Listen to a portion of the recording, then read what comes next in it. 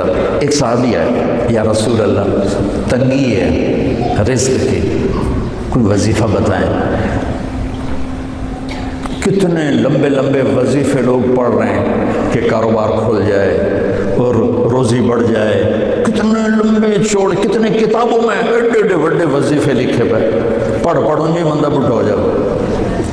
میں قربان جاؤں یا رسول اللہ آپ کی شفقتوں پر، آپ کی رحمتوں پر، سنو یہ کرو، میری بات نہیں ہے، میرے نبی کے بعد تجربے کی وجہ سے کرو گے تو کچھ نہیں ملے گا، یقین سے کرو گے تو دروازے کھلتے دیکھو۔ کہ یا رسول اللہ اريد ان يوسع علی رزقی، میں چاہتا ہوں میری روزی کھل جائے۔ تو آپ نے کہا ادم علی الطہارہ یوسع علیک رزقک، تو باوضو رہا کر تیرا رزق کھل جائے۔ کوئی زور لگتا ہے وضو؟ تمہارے یہاں تو سردی ہوتی ہی کوئی نہیں کہ بھئی ٹھنڈا پانی ہے کیسے وضو، یہ تو ہمارے لیے مسئلہ ہے کہ بھئی ٹھنڈا پانی ہے کیسے وضو کرو۔ وہ ہمارے گاؤں کا مراسی مجھے مل گیا، میں نے کہا چل نماز پڑھے گی، نہیں جی میاں جی سردی بڑی نہ لے جاؤ، سردی بڑی، مراسیوں کو سردی زیادہ میں نے کہا نہیں آج تک نماز پڑھا کے چھڑنا ہے۔ میں اس کو لے کے جب وہ ٹوٹی پہ بیٹھا تھا، جو ہی ہاتھ پہ پانی، کوئی حال ہے وہ ٹھنڈا پانی، کوئی حال ہے وہ ٹھنڈا پانی۔ تمہارے لیے تو یہ مسئلہ بھی نہیں کہ ٹھنڈا پانی، میرے نبی کی یہ سارا مجمع لے لیں، یہ اوپر مستورات لے لیں، ادم علی الطہارہ یوسع علیک رزقک، میرے نبی نے فرمایا باوضو رہنا شروع کر دے، اللہ تیرا رزق کھول دے گا۔ ابھی اللہ رسول کی آپس کی بات ہے تو میری بات ہوتی تو دیوار پہ مار دو، تجربہ کرو۔ نبی کی بات کو تجربہ کر کے نہیں کرتے، یقین کے ساتھ کرتے ہیں۔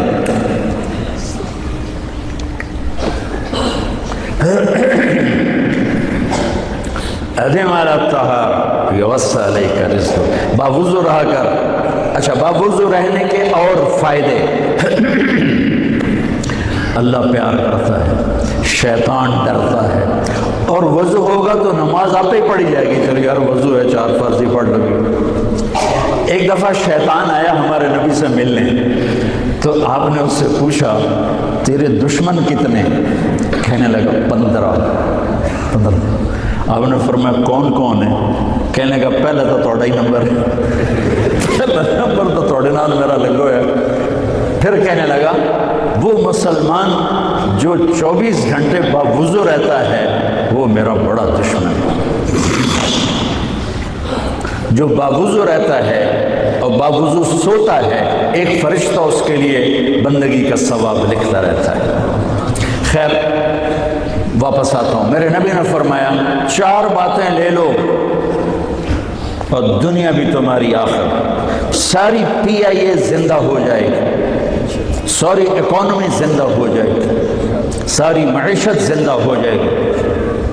5 بھی نہیں، ایک انگلی بھی آپ نے نیچے کر دی کہ یہ بس اتنی لے لو۔ حفظ و امانت، صدق حدیث، حسن خلیقت، عفت فی طعمت۔ کیا خوبصورت، ساری زندگی کسی کو دھوکہ نہ دینا، دیانت داری۔ میرے ملک کے ادارے کیوں ڈوب گئے؟ دیانت نکل گئی، کھوٹ آ گئی، دھوکہ آ گیا۔ میرے نبی نے کہا حفظ و امانت، کبھی امانت میں خیانت نہ کرو، صدق حدیث، کبھی جھوٹ نہ بولنا، ہمیشہ سچ بولنا۔ میرے نبی نے فرمایا میرا امتی ہر گناہ کر سکتا ہے، 2 نہیں کر سکتا، ایک جھوٹ کبھی نہیں بولے گا، ایک دھوکہ کبھی نہیں دے گا۔ میرے نبی کی 2 صفتیں ہائی لائٹ ہوئیں، صادق اور بولو کیا ہیں؟ کوئی اور بھی تو ہو سکتی تھی، جس سے مشہور کیا، کعبہ قوسین بھی تو ہے اور ادنا بھی تو ہے، واللیل بھی تو ہے سیاہ زلفوں والا، والضحیٰ بھی تو ہے روشن چہرے والا۔ کس سے مشہور کیا؟ صادق امین۔ اگر آپ مجھ سے سوال کرو، میں ممبر رسول پہ بیٹھا ہوں کہ مولانا صاحب سارے دین کو 2 لفظوں میں بتاؤ، ساری شریعت کو، تو میرے پاس 2 لفظ ہیں، سچائی اور امانت داری۔ آپ مجھ سے سوال کرو مولانا صاحب ساری دنیا کے کفر کو بتاؤ، تو میرے پاس 2 لفظ ہیں، جھوٹ اور دھوکے بازی۔ جھوٹ اور خیانت، پوری دنیا کا کفر ان کے اندر چھپا ہوا ہے، سچائی اور دیانتداری، پوری دنیا کا اسلام اس کے اندر چھپا ہوا ہے۔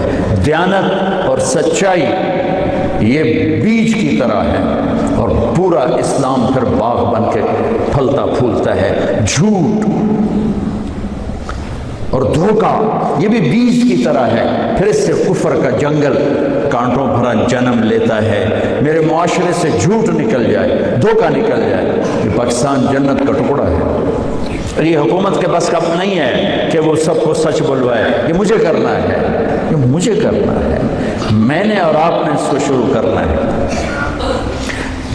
حضرت جریر بن عبداللہ یہ یمن کے شہزادے تھے، آخری حج پہ مسلمان ہوئے، اپنے نوکر سے فرمایا گھوڑا خرید کے لا، میں پیسے یہاں پیمنٹ کروں گا۔ وہ منڈی میں گیا، 300 روپے کا گھوڑا لے کر آیا۔ جب انہوں نے گھوڑوں کو دیکھا تو وہ قیمتی تھا، مالک کو پتہ نہیں تھا، اور یہ گھوڑوں کی نسل کے پہچاننے والے اس سے کہنے لگے تیرے گھوڑے کے 400 کر دوں؟ کر دوں؟ بڑا حیران ہو کے دیکھنے لگا، بھائی ہے کہ آپ تو مجھے چیز خریدنی ہے تو میں گھٹاتا ہوں، اور اجمل نے بیچنی ہے تو یہ اس کی قیمت بڑھاتا ہے، اور یہاں خریدار کہہ رہا ہے 400 کر دوں؟ وہ کہنے لگے کر دو۔ کہ 500 کر دوں؟ کہنے لگا کر دو۔ کہ 600 کر دوں؟ وہ تھوڑا تھوڑا گھبرانے لگا، بھائی یہ چکر کی ہے۔ 700 کر دوں؟ 800 کر دوں؟ وہ کہنے لگا حضور تسی لینا تھا لگو، پر میرا مذاق تھا نا، تسی اٹھو کدی لین والے بھی پیسے بتائے، تسی میں نے 300 دے میں جاواں، کہنے لگے اس کو 800 دے دو اور گھوڑا باندھ دو۔ وہ حیران خوشی سے چھلانگے مارتا ہوا گیا۔ تو جب وہ چلا گیا تو نوکر نے پوچھا میں جب 300 میں سودا کر کے آیا تھا تو 500 کس خوشی میں بڑھائے؟ فرمایا میرے بھائی اس کے گھوڑے کی قیمت 800 تھی، 300 نہیں تھی، اور میں نے نبی کے ہاتھوں میں ہاتھ دے کے یہ وعدہ کیا تھا زندگی بھر کسی کو دھوکہ نہیں دوں، سب کی خیر خواہشاں۔ تو بھائیو میرے اداروں میں کس ٹیلنٹ کی کمی نہیں، صلاحیتوں کی کمی نہیں، دیانت کی کمی ہے، قوت عمل کی کمی نہیں، سچائی کی کمی ہے۔ حجاج بن یوسف ایک ظالم گورنر گزرا ہے، اس کے خلاف بغاوت ہوئی، وہ ناکام ہو گئی۔ تو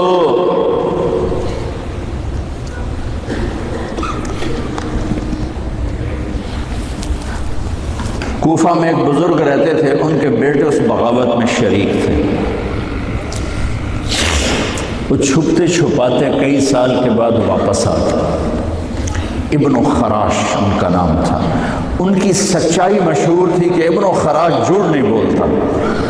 حجاج کو پتہ چل گیا CID سے کہ آ گئے، تو اس نے کہا آج ابن خراش کا امتحان ہوگا، اس کو کھانے پہ بلایا، عنوان ہی نہیں بنایا تفتیش کا، کھانے پہ بلایا اور کھانا شروع ہو گیا۔ باتوں باتوں میں کہتا ہے ابن خراش آپ کے بیٹے ہمارے خلاف لڑ کے بھاگ گئے تھے، کوئی پتہ؟ تو ابن خراش ہنس پڑے، کہنے لگے حجاج زندگی موت تو اللہ کے ہاتھ میں ہے، گھر آئے بیٹھے۔ تو اس نے کہا تیری سچائی کو سلام کرتا ہوں، اگر تو جھوٹ بولتا یہیں تیرا سر اتارتا، پھر تیرے بیٹوں کا جاؤ سلام ہے تیری سچائی کو، تیرے بیٹے تجھے مبارک ہوں، مسلمان جھوٹ نہیں بولتا۔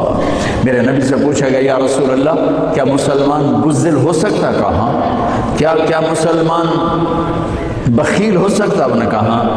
پھر پوچھا گیا جھوٹ بول سکتا؟ کہا نہیں، جھوٹ نہیں بول سکتا۔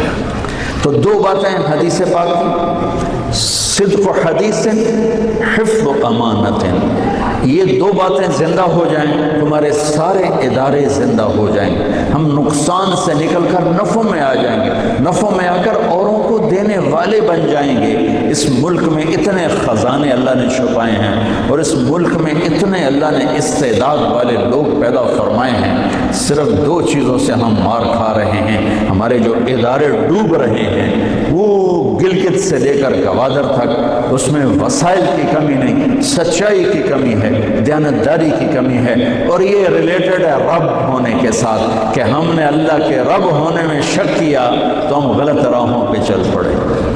رب تو اللہ ہے، دینے والا تو اللہ ہے۔